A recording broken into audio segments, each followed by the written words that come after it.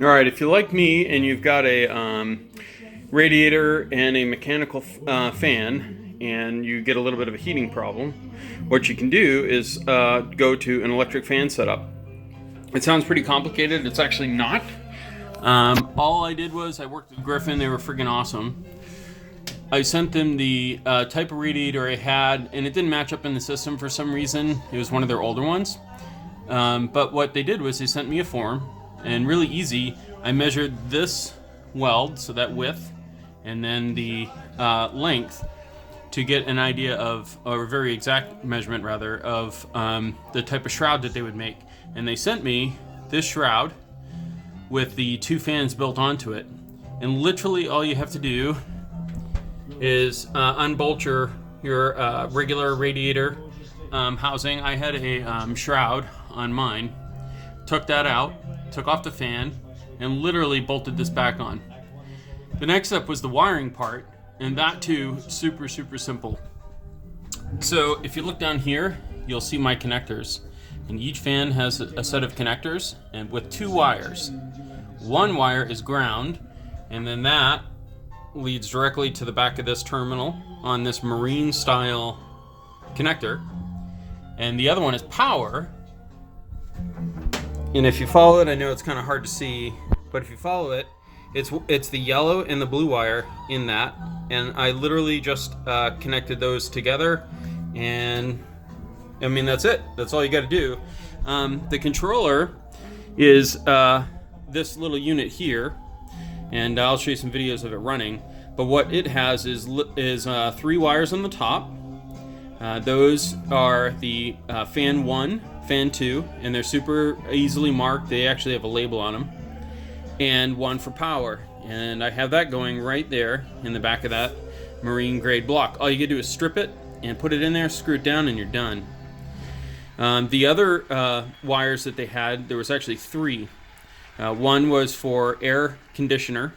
I don't have an air conditioning system on this, so I didn't need it, so I just cut it. The other one was for ignition. And all that is don't get real worried here. You got to find a wire in your car that when you turn the key, it turns on. Okay? But you don't want it running all the time. So what I did was I actually ran a wire right through there and up through my firewall. And I went to my fuse panel and I found an open plug and I plugged right into it. And that was it. I can show you what that looks like in a second here. And then that's really it. Once the power comes on for the ignition, this will kick on. You'll see a display, and we'll show you that in a video. And then you can program when you want your fans to kick on and kick off. Now, they send you a probe. That's what this wire is right here. That you have a choice of either hooking onto these fins, or for me to get, or actually, I'm sorry, in the radiator fins. So if you look inside there, you'll see the rows, and you would stick that probe in between them, and it would measure. But that's not super accurate. So what I did was I actually bought their sleeve kit. And the way this works is you'll cut your hose, and then you'll just attach each end of the hose around this block. The reason it looks like this is I actually used a little bit of Mega Black to try to make it look a little bit cleaner, but I made it way worse. So I'm an idiot. And then they give you this. So there's a nut right here, a little unit here that just screws into it. I use Teflon tape. And then this is the probe itself. It's a long post. And then you have this compression fitting.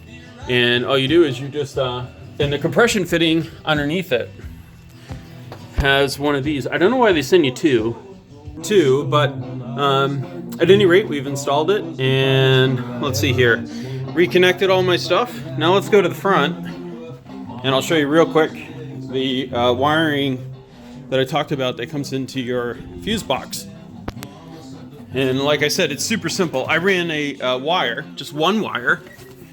It was a home run, and it's right here. So at the end of that wire, I put a little female fitting, and I plugged it in to this block right there. Now, to test which one you want to use so that it's not on all the time, Mr. Don Jacks gave me a really good tip. He said just put a probe here, a power probe, and then turn your key on and off, and then you will see when the power test light comes on which one to use. And for me it was that one. So that one only comes on when the key's on, and it only goes off when the key's off, and that's it. So the electrical part of this thing was nothing. Anyways, that's it. I will show you some videos in a second here on testing it.